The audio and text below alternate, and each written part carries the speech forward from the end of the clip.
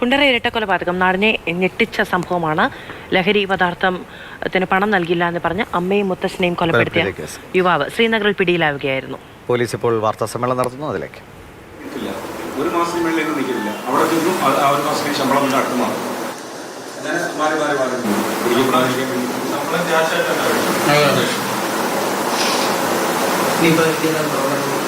തുറന്ന നടപടി എന്ന് പറഞ്ഞാൽ ഇനിയും കോടതി ഹാജരാക്കും. അവിടെ കോടതി ഹാജരാക്കിയിട്ടാണ് വന്നേക്കുന്നത്. ട്രാൻസിറ്റ് വാറണ്ട് വാങ്ങിച്ചാൽ വന്നേക്കുന്നത്. അപ്പോൾ ഇനി അടുത്ത് ഇവിടെ നമ്മൾ കോടതി ഹാജരാക്കിയിട്ട് പിന്നെ കസ്റ്റഡി വാങ്ങിക്കും. കസ്റ്റഡി വാങ്ങിച്ചിട്ട് തെളിവെടുപ്പുണ്ട്.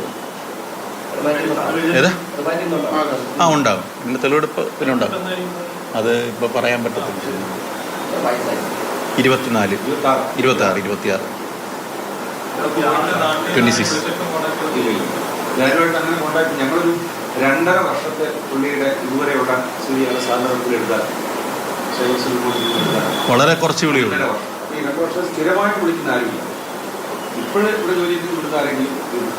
പിന്നെ ഇങ്ങനെ പിടങ്ങി പോകുന്ന സമയത്ത് ഇതിനു മുമ്പ് ഇങ്ങനെ അമ്മയെ കൊല്ലാൻ ശ്രമിച്ചിട്ട് പിടങ്ങി പോകുന്ന സമയത്ത് ഇതേ കണക്ക് തന്നെയാണ്. ഫോൺ സ്വിച്ച് ഓഫ് ആണ്. അതേ മോഡസ് ഓപ്പറേഷൻ ഇപ്പോഴും ഉള്ളത്. അയാൾ ആ പോയ സമയം ഇതിൽ നിന്ന് പോയിട്ടുള്ള എല്ലാ സ്ഥലങ്ങളിലേക്കുമാണ് നമ്മൾ ഷാഡോ ചെയ്ത് അയാൾ പോയത്. ഈ കേരളത്തിൽ എവിടെയൊക്കെ പോയിട്ടുണ്ടോ അവിടെ എല്ലാം നമ്മൾ പോലീസ് പ്രൊവൈഡ് ചെയ്യും. അത് കഴിഞ്ഞ് ഇന്ത്യയിൽ എവിടെയൊക്കെ അയാൾ പോയിട്ടുണ്ടോ അവിടെയൊക്കെ പോലീസ് പ്രൊവൈഡ് ചെയ്യും.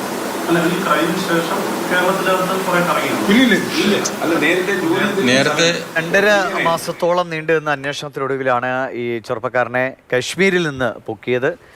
ഒരു തരത്തിലും ഫോണുമായി ബന്ധപ്പെട്ടിരുന്നില്ല. പക്ഷേ 1 രൂപയും 100 രൂപയുടെ എന്തോ ഒരു ട്രാൻസാക്ഷൻ UPI വഴി നടത്തിയതിൻ്റെ അടക്കമുള്ള രേഖകൾ വെച്ചിട്ടാണ് കശ്മീരിലേക്ക് പോലീസ് എത്തുകയും അവിടെ ഒരു വീട്ടിൽ നിന്ന് ഇയാളെ പിടികൂടുകയും ചെയ്ത്. ലഹരിയുടെ അടിമയായിരുന്നു. അങ്ങനെ സ്വന്തം അമ്മയെയും മുത്തച്ഛനെയും കൊലപ്പെടുത്തിയ ശേഷമാണ് ഇയാൾ മുങ്ങിയത്. പക്ഷേ പോലീസ് 2.5 മാസത്തെ ഇടവേളയ്ക്ക് ശേഷമാണെങ്കിലും പോലീസ് കൃത്യമായ അന്വേഷണത്തിലൂടെ അയാളെ പിടികൂടിയായിരുന്നു. അതിൻ്റെ വിവരങ്ങളാണ് പോലീസ് പങ്കുവയ്ക്കുന്നത്.